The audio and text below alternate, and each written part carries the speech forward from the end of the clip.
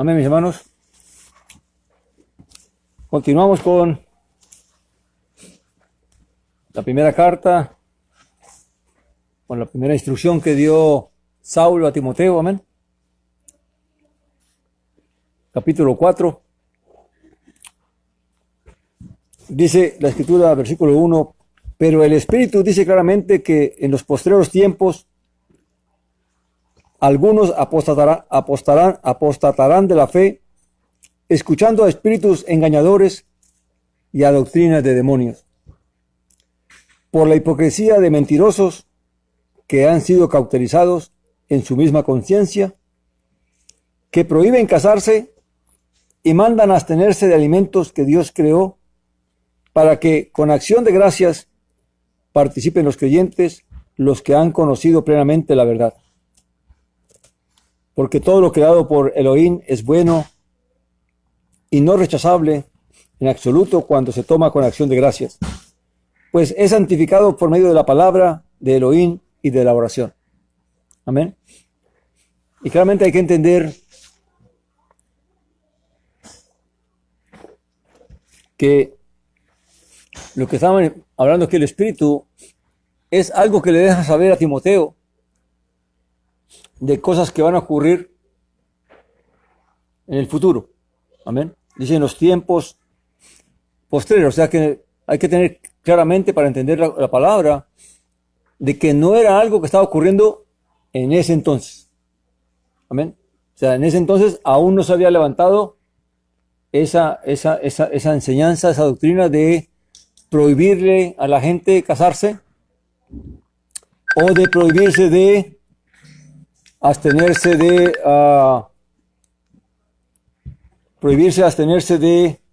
de alimentos. Amén. No especifica qué tipo de alimentos, simplemente de alimentos que Dios creó para que el hombre pueda disfrutar de ellos. Ahora, claramente, cuando se habla de alimentos, hay que entender de que Dios proveyó a Israel de los alimentos que podían comer. Amén. ¿Y qué alimentos debían qué? Cohibirse. Realmente ya eso ya estaba establecido. O sea, eso no era algo nuevo que iba a venir, sino que ya eso Dios lo había establecido desde mucho antes. Amén. ¿Qué alimentos eran buenos y qué alimentos no eran buenos? Así que la prohibición que iba a venir en el futuro no tenía que ver con qué alimentos eran buenos o qué alimentos no eran buenos, sino que de los alimentos que Dios había autorizado que se podían comer, esos hombres que se iban a levantar, o esas doctrinas, esas enseñanzas que iban a levantar, iban a prohibir aún comer de esos alimentos que Dios había concebido para que el hombre pudiera comer de ellos con acción de gracias. Hay que entender bien el concepto de qué es lo que está hablando, ¿ven?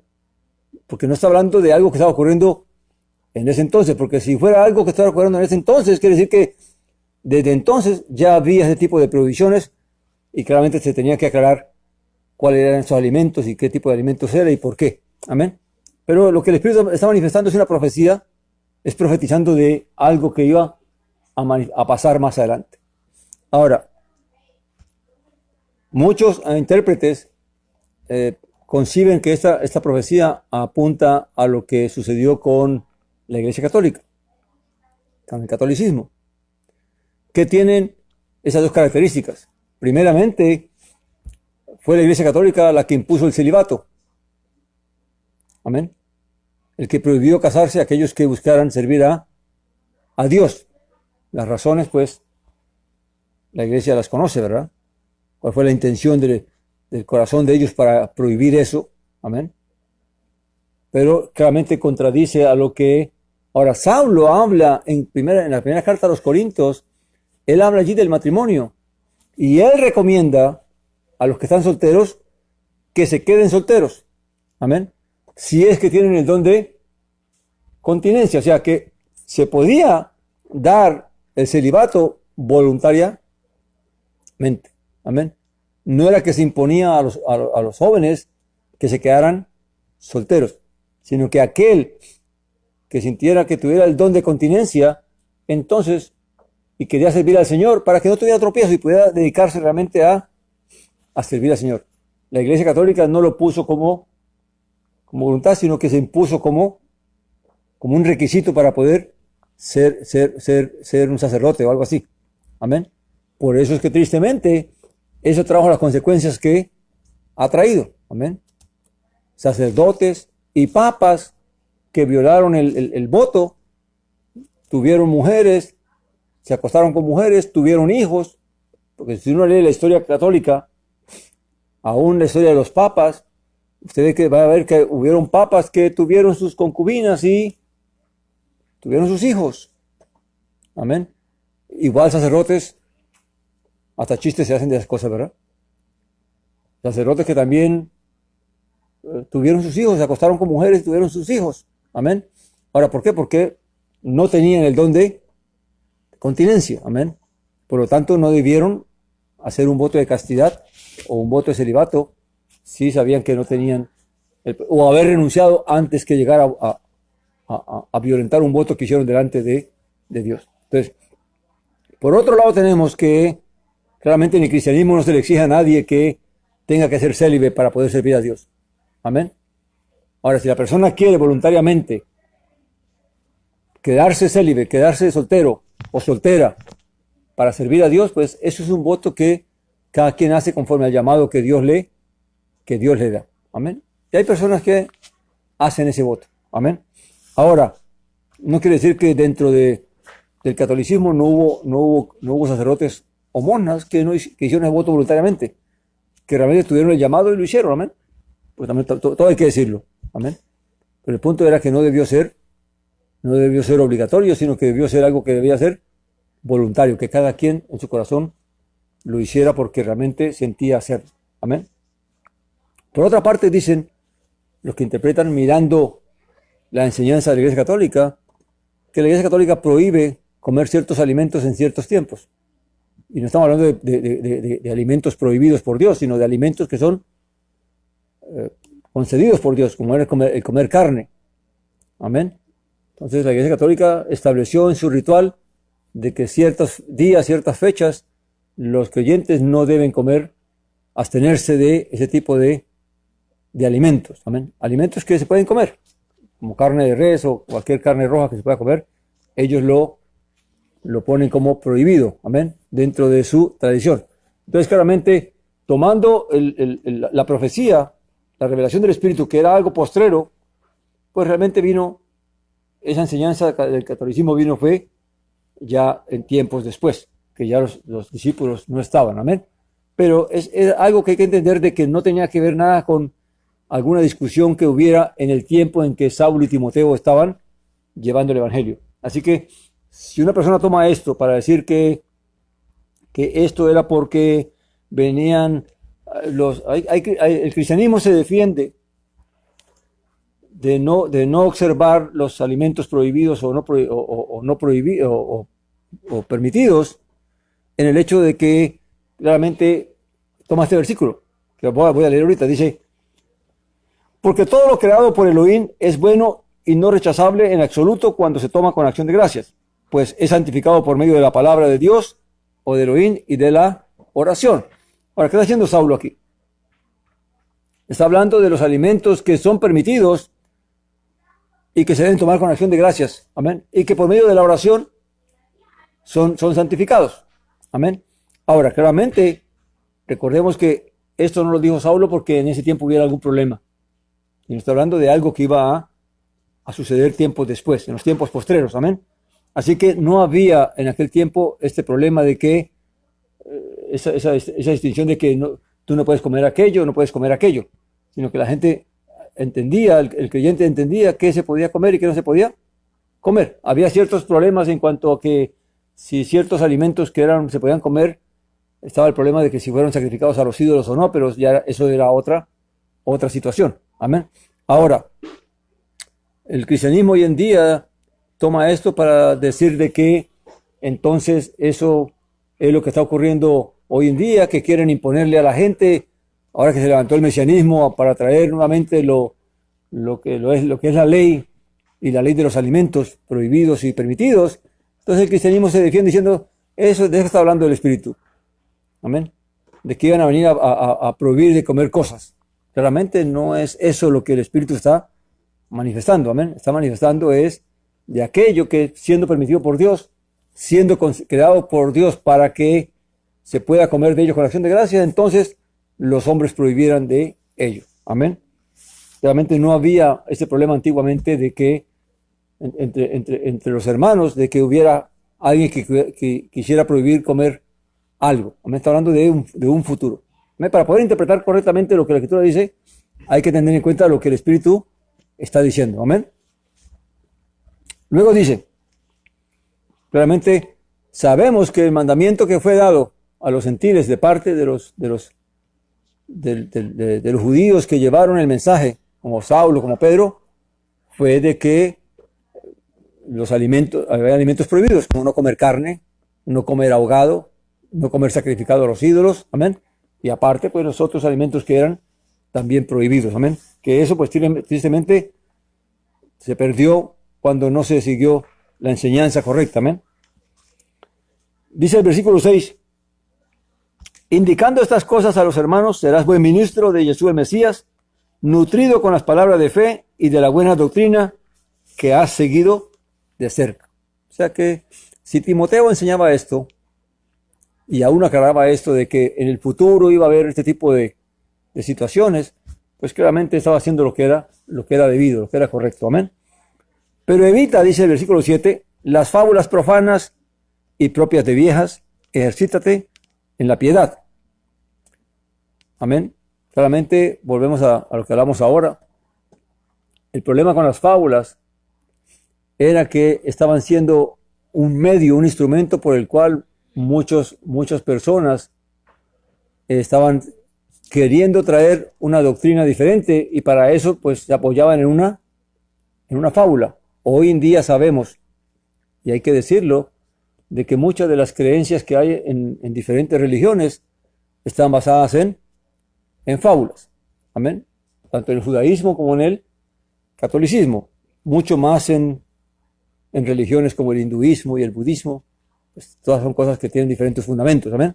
Pero si hablamos de aquellas que tienen raíces de lo que es la palabra de Dios, como el judaísmo, el catolicismo, claramente encontramos que hoy en día este tiempo que estamos celebrando o que se conmemora Yom Teruah y Yom Kippur y las fiestas de Sukkot, ¿por qué el judaísmo celebra cosas diferentes a lo que establece la Escritura? Porque claramente están siguiendo la enseñanza rabínica, están enseñando lo que los rabinos impusieron, como que Yom Teruah es el día del juicio, amén, en que Dios hace juicio para todos los hombres de cómo te va a ir este año.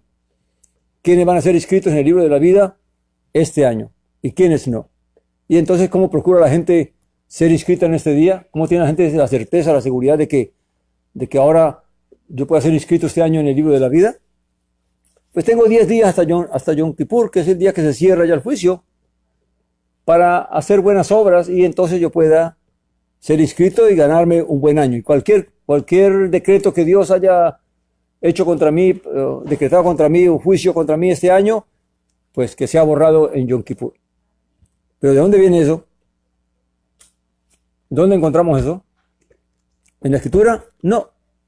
En la Escritura claramente Yom Kippur es el día en que Dios, a través del sacrificio de la sangre de un carnero, cubría los pecados involuntarios del pueblo para establecer la paz y limpiar el santuario de la contaminación de estos pecados involuntarios que el pueblo había cometido y hasta el mismo sacerdote. Amén. Así que ¿de dónde viene la tradición de todo esto de las obras, de estos 10 días y de que es un día de juicio? Pues usted lo puede encontrar en el Talmud, que es una tradición impuesta por rabinos. Amén. Y claramente el judaísmo lo sigue. Amén. Ahora, en el catolicismo encontramos fábulas. También encontramos fábulas. ¿Cómo se celebra la fiesta de la Navidad? ¿Cómo se celebra el servicio a Miriam o a los santos? ¿De dónde surgió todo eso? De fábulas, de cuentos. Amén. Y eso hace que entonces son usados para sembrar ¿qué? Doctrinas y que la gente siga esas doctrinas. Amén. Hay fábulas que son realmente increíbles. Ahora, no quiere decir de que en realidad dentro de la historia del cristianismo, del catolicismo y aún del judaísmo, no hubieron hombres que de fe genuina. Sí lo hubieron y sí lo han habido, pero tristemente también apoyaron todas estas, creyeron todas estas todas estas fábulas y todo este engaño que se ha traído sobre el pueblo. ¿Qué causó tanta fábula del judaísmo en el pueblo judío? Causó tanto orgullo en el pueblo judío que rechazaron al mismo Mesías. Se enorgullecieron tanto de su religión y de la justicia de su religión que terminaron rechazando ¿a quién? A Yeshua, el Mesías. ¿Qué causó tanta fábula en el catolicismo? Pues que se apartaron de la verdad y están haciendo todo lo contrario de lo que manda la Escritura. Porque ¿cuál es el mensaje del Evangelio? Arrepentidos, creed en Jesús el Mesías para salvación y tendréis la vida eterna. No hay que creer en más nadie. A más nadie se le puede poner como intercesor. Porque la Escritura, el Evangelio, ¿de qué habla el Evangelio? ¿De qué hablan todos estos libros? De Dios y del Mesías que había de venir y del Mesías que vino. No habla de mujeres o de hombres a los cuales se le pueda venir a servir. Amén. A los santos se les sirve en vida, no muertos. Amén. A Miriam recibió su gloria por lo que Dios le concedió, pero ella está igual que los demás, esperando para el día de la resurrección. Ahora, ¿de dónde vino? De que ella está en los cielos y que es redentora, pues de las fábulas que se cuentan, de que fue llevada al cielo y todo eso. Amén. Pero todo eso para el que quiera creerlo. Amén. Mucha gente le da temor porque están tan enseñados, tan empapados de todas estas doctrinas, que lo que hace es que realmente no podamos creerle al Evangelio. ¿Para qué está la Escritura entonces? ¿A quién hemos de creerle? A la Escritura. Da dolor. Da dolor porque aquí está la verdad. Y la gente no quiere oírla. La gente quiere seguir apegada a sus costumbres, a sus tradiciones, a los mandamientos que le han impuesto en su religión. Y se niegan. Dicen creer en Dios. Dicen creer en Jesucristo o en Jesús el Mesías. Pero lo niegan porque no siguen la enseñanza. Amén. Y contradicen todo lo que Dios ordenó. Y la verdad que duele, pero aunque duele y aunque muchos no escuchan, hay unos cuantos que sí escuchan. Y por ellos tenemos que estar aquí, hablando esto, leyendo esto, porque no es que lo estamos interpretando, sino que está escrito aquí. Y tratamos de explicarlo tal como está escrito, para que realmente Dios abra el corazón, abra los oídos, abra los ojos de aquellos que hasta hoy en día no han podido entender y comprender de que la verdad está aquí. ¿Y qué dice la Escritura? Que en esta palabra está la vida y está el Espíritu. Amén. Y si creemos en ella, Dios no nos va a dejar avergonzados, sino que Dios va a dar testimonio de que estamos en la verdad. Amén. Dice, pero evita las fábulas profanas y propias de viejas, ejercítate en la piedad. ¿Qué es ejercitarse en la piedad? Es cada día buscar cómo servir a Dios, pero servirlo con el entendimiento, saber qué es lo que realmente Dios demanda, qué es lo que Dios le agrada, qué es lo que Dios espera de mí, todo el tiempo, toda la vida. Amén. Dice, porque el ejercicio corporal para poco aprovecha, pero la piedad es provechosa para todo, teniendo promesa para esta vida y para la vida que viene. ¿Por qué habla del ejercicio corporal? Porque desde antiguamente los hombres han dado importancia a la salud. Amén. Y no es que sea malo, no es que sea malo que uno haga ejercicio, procurando mantener un estado saludable. Pero otra cosa es que uno piense que porque voy a ser musculoso o fuerte, entonces voy a ser fuerte en la fe. Estos músculos no sirven para la fe, porque al contrario puede ser hasta tropiezo, hasta tentación. Amén. Entonces, lo que realmente importa es que uno se concentre, no es que descuidemos nuestra salud o hacer aquellas cosas que son saludables, pero que no descuidemos lo más importante, que es practicar la piedad. ¿Qué es lo que Dios quiere que yo haga? Y procurar y proponer hacerlo todo el tiempo. Amén. Y dice que porque para todo tiempo teniendo promesa para esta vida y para la que viene. Si hay algo provechoso de la piedad, porque no solamente tiene bendición para la vida venidera, sino también para esta vida. Amén, porque Dios también a través del Evangelio nos provee bendiciones para nuestra vida, nos provee paz, nos provee gozo, nos provee amor, no nos faltan las cosas necesarias para nuestra vida, porque Dios cuida de sus hijos, de su pueblo. Amén. Luego dice, fiel es esta palabra y digna de ser aceptada por todos. Amén. Porque para esto trabajamos arduamente y luchamos, pues hemos puesto la esperanza en el Dios viviente, que es el Salvador de todos los hombres, especialmente de los que creen. O sea, ¿cuál es la intención de Saulo al dar esta instrucción a Timoteo? Pues claramente de que la iglesia, la congregación gozara de una buena doctrina, de una buena enseñanza. Amén. Y que no se desviaran detrás de fábulas y de instrucciones que vinieran de otra parte. Amén. Por eso en el libro de Gálatas dice que ¿qué nos estorbó para que no sigáis el evangelio de la verdad? Porque hay un solo evangelio. Amén. Sino que los hombres, con tanta interpretación y con tantas cosas, tanta fábula, lo que han traído es más confusión. Amén. Luego dice que continúa, versículo 11, continúa mandando estas cosas y enseñándolas. Nadie menosprecie tu juventud, sino sé ejemplo de los creyentes en palabra, en conducta, en amor, en fe, en pureza. O sea, parece que Timoteo era una persona muy joven y que por ello algunos podían menospreciarle. Amén. Pero, ¿cómo él era que iba a poder perseverar haciendo la tarea que se le encomendó?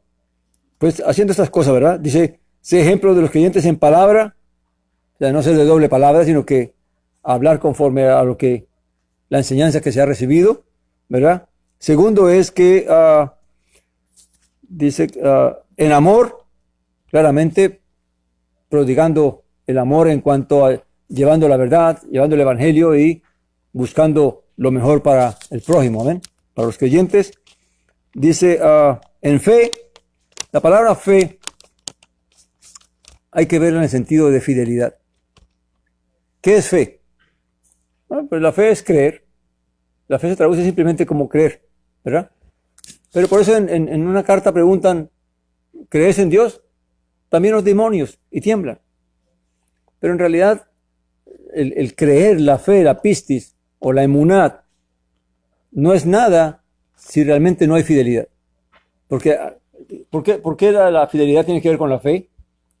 Porque tengo que ser fiel a lo que creo. Amén. Si yo creo en Dios y creo en su palabra y creo en su doctrina, en su instrucción, entonces soy fiel a Él, demostrando que permaneciendo en esa enseñanza, permaneciendo en esa instrucción. No solamente diciendo que yo creo en Dios, pero haciendo lo que me da la gana. No, la fe tiene que ver con que yo sea fiel a lo que yo digo creer. Si yo digo que creo en Dios y creo en su palabra y creo en su mensaje y creo en su evangelio, claramente tengo que dar testimonio de que soy fiel a eso. ¿Y cómo doy testimonio de que soy fiel a eso? Cuando actúo y vivo conforme a lo que se me ha enseñado. Amén. Entonces la emuná no es solamente, o la pistis no es solamente el hecho de decir que yo creo en Dios, porque si usted ve, todo el mundo cree en Dios. Son muy poquitas las personas que se dicen ser ateas, pero son fieles a Dios. ¿Somos fieles a Dios? ¿Somos fieles a su palabra? ¿O somos fieles a los hombres y a las religiones y a las doctrinas? Amén. Entonces es aquí donde hay que aclarar, y es el tiempo en que Dios está llamando al pueblo a entender de que Dios requiere fidelidad a Él, no a los hombres. Y para ser fiel a Él tenemos que conocer y entender qué es lo que Él manda, qué es lo que Él instruyó a su pueblo para que lo obedezcamos. Amén. Entonces dice, en fe, en pureza, claramente la fidelidad misma me va a limpiar.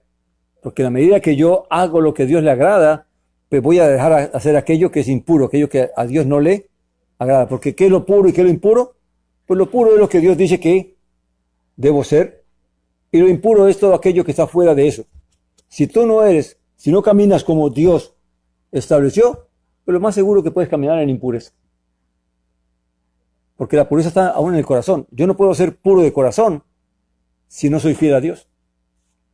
Si en mí hay una intención escondida, o un propósito entendido, o un beneficio escondido, entonces no soy puro de corazón. Porque en mí entonces hay contaminación. Mi corazón está ¿qué? Contaminado. Amén. Entonces, la fidelidad a Dios trae pureza. Pureza de corazón y pureza de actos. Amén. Luego dice que mientras voy, dice el versículo 13, dedícate a la lectura y a la exhortación, a la enseñanza. Ahora, ¿qué significa que Timoteo se dedicara a la lectura? ¿A la lectura de qué? Claramente de toda la palabra de Dios. Amén. Ya para ese entonces, ya Saulo había escrito varios manuscritos. Amén. Ya había instrucción de los mismos evangelios. Estaba la instrucción de la Torá. Recuerde que Saulo comienza diciendo de que la Torá es buena. Y cuando habla de la Torá, hay que entender que se refiere solamente a la instrucción de Moisés. Amén. Que la Torá de Moisés es buena si uno la usa ¿qué? Legítimamente. ¿Qué quiere decir eso? Que claramente hay que entender la Torá para nuestro tiempo, para el tiempo de la aparición del Mesías. Una cosa era la Torá de Moisés antes de que viniera el Mesías, y otra cosa fue la Torá de Moisés una vez que vino el Mesías. Amén. Muchas cosas que cambiaron. Hasta el sacerdocio cambió, ¿verdad? Cuando leamos el libro de Hebreos, vamos a ver por qué es que el libro de Hebreos fue escrito para judíos y por qué es que habla de esos temas. Amén. Porque es allí donde está, por qué es que este hombre le escribe a los judíos creyentes acerca de estas cosas, si ya las conocían. ¿Qué es lo que él procura explicarles en esa enseñanza? Amén. Entonces, claramente la lectura tiene que ver con toda la palabra que Dios ha dado. Amén. No solamente la ley, no solamente los profetas, sino aún también lo que ahora el Espíritu estaba trayendo por medio de los discípulos, tanto los evangelios como las mismas cartas. Amén.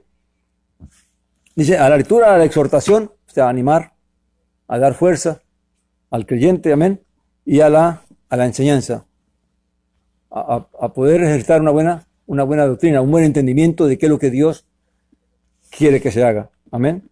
No descuides el don que hay en ti, que te fue dado por medio de profecía, con imposición de las manos del presbiterio. Presbiterio era el consejo de ancianos que había en esa congregación donde Timoteo pues recibió la autoridad para llevar el mensaje, para ser discípulo. Amén. Dice, reflexiona sobre estas cosas, persevera en ellas para que tu aprovechamiento sea evidente a todos. Ten cuidado de ti mismo y de la doctrina. Persiste en estas cosas, porque si haces esto, te salvarás a ti mismo y a los que te escuchan. Amén. Si hay algo que uno como siervo o como sirviente del Señor debe hacer, es que uno no debe dado por hecho de que ya uno entendió todo, o que ya uno lo sabe todo. Amén. Y que a uno debe examinar, uno debe meditar cada día en la palabra y tratar, y sobre todo pedirle a Dios que le dé, que nos llene del Espíritu mismo de Él, que fue el Espíritu que guió a los discípulos. ¿Quién le dio el entendimiento a Saulo para escribirle a Timoteo esta carta? Para decirle qué tenía que enseñar y qué no tenía que enseñar. El Espíritu de Dios. Amén. Por lo tanto, para yo entender qué es y qué no es de esta carta, ¿quién me tiene que guiar? ¿Quién me tiene que dar entendimiento? El Espíritu de Dios. Si el Espíritu de Dios no me llena y no me revela cuál fue el propósito, la intención de la carta, entonces claramente yo puedo equivocarme al ponerme a tratar de meditar o a tratar de interpretar lo que aquí dice. Porque lo que ha pasado con la teología es que la teología buscaron la interpretación de los mismos hombres. Amén. Por eso es que hablamos de que, es que eso fue dado, se escribió para cierto tiempo, en cierta cultura, y entonces ahora estamos en otra cultura, y entonces el evangelio hay que cambiarlo. Porque la cultura cambió. Pero mentira que las bases por las cuales se escribieron estas enseñanzas están dadas en la Escritura. Y son bases que no tienen nada que ver con la cultura, ni con la tradición, ni con el tiempo. Tienen que ver con principios bíblicos, con principios espirituales que Dios mismo ha establecido. Como hablamos acerca de la mujer, que por qué no puede ejercer autoridad esta mañana. Todo es por una razón espiritual que Dios mismo estableció. Amén. ¿Por qué es que no se puede prohibir al hombre casarse para servir a Dios? Porque Dios no lo prohibió. Dios no ordenó a ningún hombre que para... Dios, cuando estableció el sacerdocio de los levitas, no prohibió a los levitas casarse. Sino al contrario, a cada uno le permitió poder casarse. Ahora sí, saber con quién se iba a casar. Había ciertas restricciones, pero no prohibió casarse. Así que no había... El mismo Saulo sintió su llamado de no tener familia y de servir a Dios, porque eso le facilitaba poder ir de un lugar a otro y no preocuparse por esposa y por hijos. Y eso también el Señor dice, si alguno quiere servir a Dios, pues que no se case, pero si tiene el llamado. Amén. Ahora, también Dios estableció qué cosas se pueden comer y qué cosas no se pueden comer. Ahora, de lo que se puede comer, pues comamos con acción de gracias. ¿Por qué hay que prohibir? Tristemente, no solamente el catolicismo, el gnosticismo también tiene ese tipo de instrucciones. En el gnosticismo, aún la relación sexual no es bien vista. Aún el derramamiento de semen no es bien visto de parte de ellos. Amén. Y tampoco es bien visto el comer carne y cosas así. Amén. Y de ahí vienen, ahora, hoy en día se practica ¿cómo se llama? El ser vegetariano, que no se impone como un mandamiento para los creyentes, amén. Pero una cosa es decir, mira, es mejor comer más verduras que comer carne, que decir, ¿sabe qué? No se debe comer carne. Porque el momento que tú dices no se puede comer carne, estás negando un mandamiento de Dios. Dios mandó que podamos comer ¿qué? Carne. Amén. Ahora, tenemos que ser prudentes. Amén. Tenemos que ser moderados. Tenemos que tener cuidado.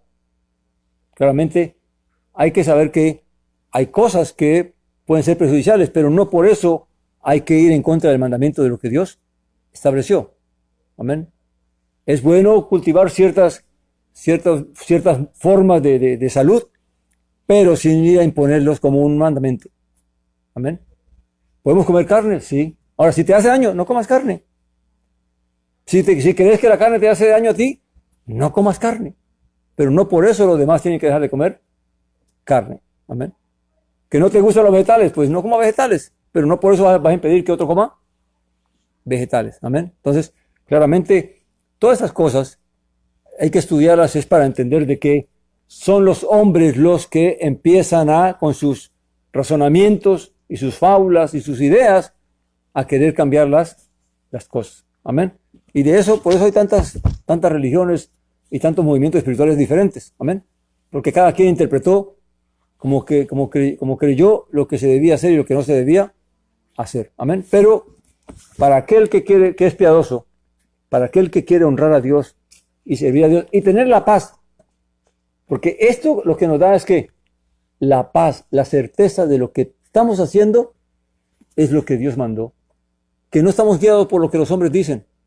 Alguien dice, pero es que la escritura la escribieron los hombres. Claramente fueron hombres, pero el testimonio que hay de ellos es que todos sirvieron ¿qué? A Dios.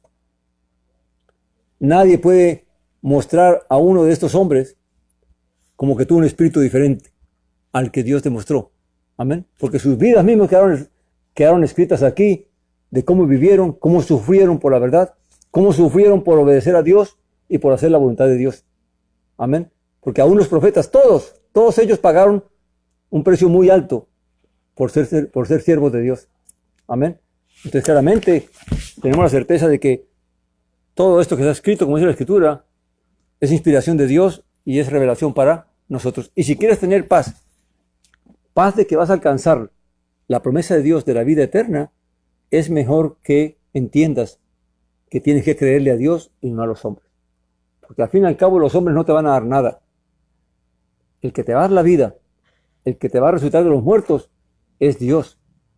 Amén. Así que recordemos esto. El que confía en Dios, el que cree en Dios, el que obedece a Dios, jamás será avergonzado. Amén.